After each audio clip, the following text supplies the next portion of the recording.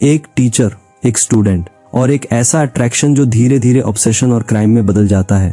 आज हम जानेंगे एक साइकोलॉजिकल थ्रिलर की कहानी जहां भरोसा, प्यार और पावर का गलत इस्तेमाल सब कुछ तबाह कर देता है। कहानी की शुरुआत जेमी नाम की एक प्यारी और होनहार स्टूडेंट से होती है। हम देखते हैं कि वो अपनी क्लास टीचर को एक गिफ्ट देती है क्योंकि आज कॉलेज में उस टीचर का आखिरी दिन था। यही से फिल्म हमें ये दिखा देती है कि जेमी न सिर्फ पढ़ाई में अच्छी है बल्कि इंसानियत और रिस्पेक्ट देना भी जानती है। जेमी उनसे पूछती है कि अब उनकी जगह कौन पढ़ाने आने वाला है। इस पर टीचर बताती है कि अब बच्चों को पढ़ाने के लिए टीचर मॉली आने वाली है, जो काफी इंटेलिजेंट और समझदार है। लेकिन जैसा कि अक्सर थ्रिलर फिल्मों में होता है, समझदार दिखने वाला किरदार ही आगे चलकर सबसे खतरनाक साबित होता है।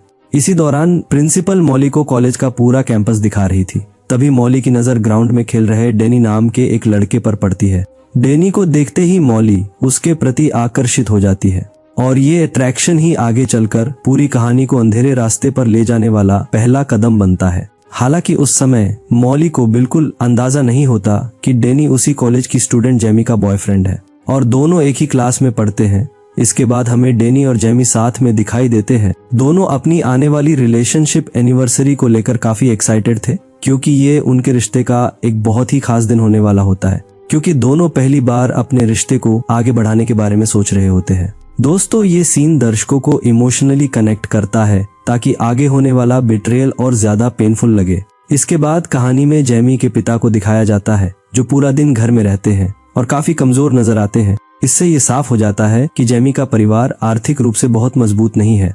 कुछ समय बाद मॉली डेनी को एक्स्ट्रा क्लास लेने की सलाह देती है। डेनी पहले थोड़ी हिचकिचाहट दिखाता है लेकिन बाद में मॉली की बात मान लेता है। असल में डेनी का हेजिटेंट होना ये दिखाता है कि वो गलत महसूस कर रहा है, लेकिन फिर भी वो सही फैसला नहीं ले पाता और एक्स्ट्रा क्लास के लिए तैयार हो जाता है। क्लास के दौरान मॉली जानबूझकर डेनी को अपने पास बिठाती है और उससे कहती है कि अगर उसे अच्छे कॉलेज में एडमिशन चाहिए तो उसे रोज एक्स्ट्रा क्लास लेनी होगी। यहीं से मॉली अपने अथॉरिटी का गलत इस्तेमाल करना शुरू कर देती है। लेकिन अगले दिन डेनी क्लास लेने से मना कर देता है क्योंकि उस दिन उसकी और जेमी की रिलेशनशिप एनिवर्सरी थी। ये सुनकर मॉली को बिल्कुल अच्छा नहीं लगता। डेनी जब जाने लगता है तभी मॉली उससे उसका फोन नंबर ले लेती है और यही से मॉली प्रोफेशनल टीचर नहीं बल्कि ऑब्सेसिव इंसान बन जाती है। घर पहुंचने के बाद भी मॉली का पूरा ध्यान डेनी पर ही रहता है। वो सोचने लगती है कि आखिर कैसे जेमी और डेनी के रिश्ते को तोड़ा जाए। अब कहानी साइकोलॉजिकल थ्रिलर में कन्वर्ट हो जाती है। तभी उसके दिमाग में एक खतरनाक आइडिया आता है। अगले दिन मॉली जानबूझकर जेमी को असाइनमेंट में सी ग्रेड दे देती है। ये पहला साफ सबूत है कि मॉली अपने पद का मिसयूज कर रही है। सी ग्रेड देखकर जेमी को बहुत बुरा लगता है। क्लास खत्म होने के बाद वो मॉली के पास जाती है और उसे बताती है कि वो एक मिडिल क्लास फैमिली से है और उसे अच्छी यूनिवर्सिटी में एडमिशन के लिए अच्छे ग्रेड्स की बहुत जरूरत है ताकि उसे स्कॉलरशिप मिल सके। इस पर मॉली उसे कहती है कि अगर वो अच्छे ग्रेड चाहती है तो अगले दिन असाइनमेंट दोबारा तैयार करके लाए। तभी जेमी उसे बताती है कि आज उसकी रिलेशनशिप एनिवर्सरी है। इस पर मॉली उससे सवाल करती है कि उसके लिए क्या ज्यादा जरूरी है, अपनी एनिवर्सरी या फिर अच्छे ग्रेड्स। जेमी इस सवाल का कोई जवाब नहीं देती और चुपचाप वहां से चली जाती है। इसके बाद जेमी डेनी से मिलती है और उसे सारी बात बताती है। वो इस रात के लिए उससे माफी भी मांगती है क्योंकि उसे अब असाइनमेंट पूरा करना है। लेकिन डेनी इस बात से नाराज हो जाता है और गुस्से में वहां से चला जाता है। कुछ देर बाद मॉली डेनी के पास जाती है और उसे डिनर पर चलने के लिए कहती है। थोड़ी देर सोचने के बाद डेनी इसके लिए मान जाता है। दोनों एक होटल पहुंचते हैं जहां मॉली डेनी से उसकी लव लाइफ के बारे में पूछती है। डेनी थोड़ा झिझकते हुए बताता है कि अभी तक जेमी और उसके बीच कुछ आगे नहीं बढ़ा है क्योंकि जेमी अभी इसके लिए पूरी तरह तैयार नहीं है। ये सुनकर मॉली समझ जाती है कि डेनी की कमजोरी क्या है। वो उसके करीब आने की कोशिश करती है लेकिन डेनी ज्यादा ध्यान नहीं देता और वहां से अपने घर चला जाता है। अगले दिन जेमी डेनी से पूछती है कि वो पिछली रात कहाँ था। डेनी उससे झूठ बोलता है कि वो अपने दोस्तों के साथ था, लेकिन जेमी को पहले ही पता चल चुका था कि डेनी के दोस्त उसके साथ नहीं थे। असल में जेमी पहले ही डेनी के दोस्तों से बात कर चुकी थी और उन्होंने ही उसे बताया कि कल डेनी उनके साथ नहीं था। डेनी से झूठ सुनकर जेमी को बहुत दुख होता है। इसके बाद दोनों एक पार्टी में दिखाई देते हैं। वहाँ जेमी की खूबसूरती देखकर डेनी खुद पर काबू नहीं रख पाता और उसे एक कमरे में ले जाता है। वो उसके करीब आने की कोशिश करता है लेकिन जेमी उसे वहीं रोक देती है। इस वजह से डेनी का मूड पूरी तरह खराब हो जाता है और वो गुस्से में वहां से चला जाता है। इधर मॉली जानबूझकर अपनी कार खराब करती है और उसे ठीक करने के लिए डेनी को बुलाती है। डेनी कार तो ठीक कर देता है, लेकिन इस दौरान उसके हाथ गंदे हो जाते हैं। ये देखकर मॉली उसे अपने घर ले जाती है और टॉवल से उसके हाथ साफ करती है। वो उसके करीब आने की कोशिश करती है। इस बार डेनी खुद को रोक नहीं पाता और दोनों के बीच रिश्ता बन जाता है। अगले दिन जब जैमी कॉलेज जाती है तो मॉली फिर से उसे असाइनमेंट में सी ग्रेड देती है। ये देखकर जैमी पूरी तरह कंफ्यूज थी। उसी दौरान उसकी नजर एक खाली क्लासरूम पर पड़ती है जहां मॉली और डेनी अकेले बैठे होते हैं। जैमी को शक हो जाता है। वो क्लास खत्म होने के बाद डेनी का पीछा करती है और देखती है कि वो मॉली के घर जा रहा है। खिड़की से झांकने पर उसे मॉली और डेनी साथ दिखाई देते हैं। अब जैमी को सच्चाई समझ आ जाती है और वह रोते हुए वहां से चली जाती है। डेनी उसे देख लेता है और उसके पीछे जाकर माफी मांगता है। वो वादा करता है कि आगे ऐसा कुछ नहीं होगा। जैमी कुछ सोच विचार करने के बाद आखिरकार उसे माफ कर देती है। इसके बाद डेनी मॉली को इग्नोर करने लगता है। मॉली समझ जाती है कि जैमी को सब कुछ पता चल चुका है। वो दिखावे के लिए जैमी को अच्छे ग्रेड देती है, लेकिन जैमी असाइनमेंट डस्टबिन में फेंक कर चली जाती है। डेनी जैमी से कहता है कि वो मॉली से मिलकर सब खत्म कर देगा। वो मॉली को मिलने बुलाता है तो मॉली खुश हो जाती है, लेकिन जब डेनी साफ साफ कह देता है कि वो सिर्फ जैमी से प्यार करता है तो मॉली गुस्से में आ जाती है। गुस्से में आकर मॉली अपनी कार से डेनी को कुचल देती है। ये कहानी का सबसे शॉकिंग पॉइंट है जहां अट्रैक्शन पूरी तरह मर्डर में बदल जाता है।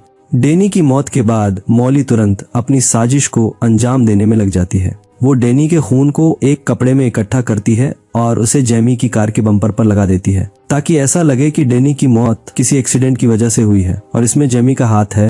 इसके बाद मॉली जानबूझकर अपना मोबाइल फोन जैमी की कार में रख देती है, जिससे पुलिस को लगे कि डेनी से मिलने के लिए जैमी ही वहां आई थी। अब यहाँ पता चलता है कि मॉली सिर्फ पागल नहीं बल्कि बेहद कैलकुलेटेड क्रिमिनल है।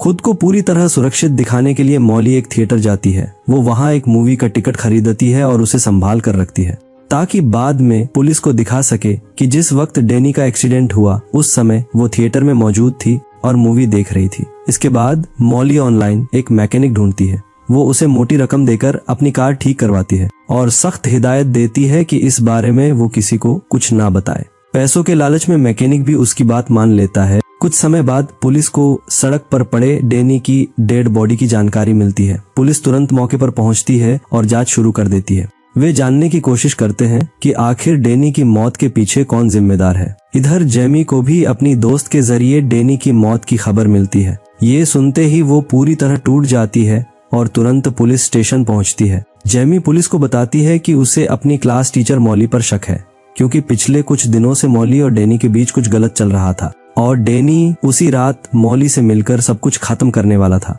जैमी की बात सुनकर पुलिस बिना देरी किए मॉली के घर पूछताछ के लिए पहुंचती है। मॉली पुलिस के सामने बिल्कुल नॉर्मल बनने की कोशिश करती है और कहती है कि उसके और डेनी के बीच कभी कुछ नहीं था।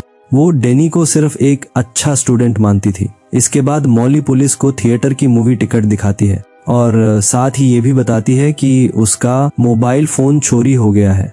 ये सारी बातें सुनकर और सबूत देखकर पुलिस को भी लगने लगता है कि शायद मॉली सच बोल रही है। अब पुलिस शक के आधार पर जैमी के घर तलाशी लेने जाती है। जब वे जैमी की कार चेक करते हैं तो उन्हें कार के बम्पर पर डेनी का खून लगा हुआ मिलता है। पुलिस को जैमी की कार से मॉली का मोबाइल फोन भी मिल जाता है, जिसमें डेनी से मिलने से जुड़े मैसेज मौजूद थे। इन सभी सबूतों को देखकर पुलिस जैमी को गिरफ्तार कर लेती है। दोस्तों, ये वो पल है जहां ऑडियंस को लगता है कि शायद सच कभी सामने ही ना आए।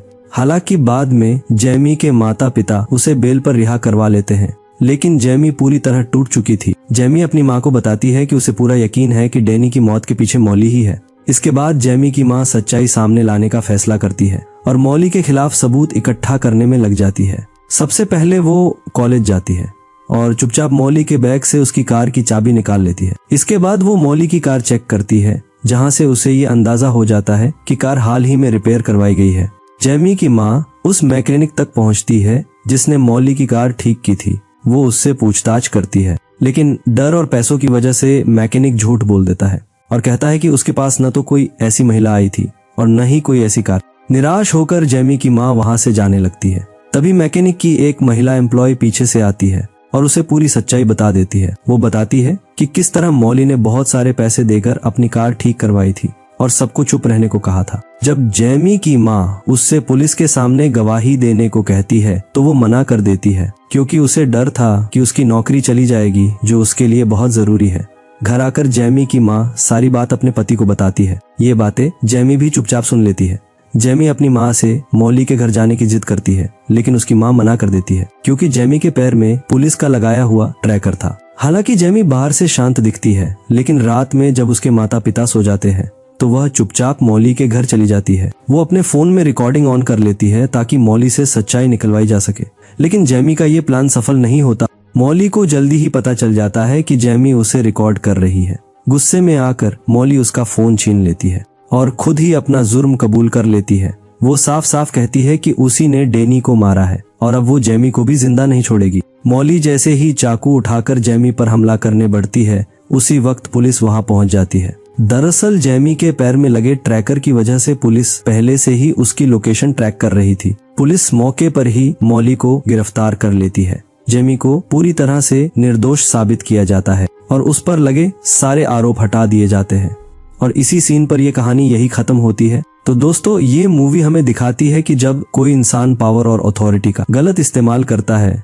तो अट्रैक्शन धीरे धीरे ऑब्सेशन बन जाता है और ऑब्सेशन इंसान को क्राइम तक ले जा सकता है। सच चाहे कितना भी दबाया जाए, आखिरकार सामने आ ही जाता है। इस मूवी से हमें यही सीख मिलती है कि पावर का गलत इस्तेमाल सबसे खतरनाक होता है और भरोसा टूटने के बाद रिलेशनशिप्स कभी पहले जैसे नहीं रहते। अगर आपको ये कहानी थोड़ी भी पसंद आई हो तो वीडियो को लाइक करके चैनल को सब्सक्राइब जरूर कर देना। कहानी में अंत तक बने रहने के लिए आपका धन्यवाद।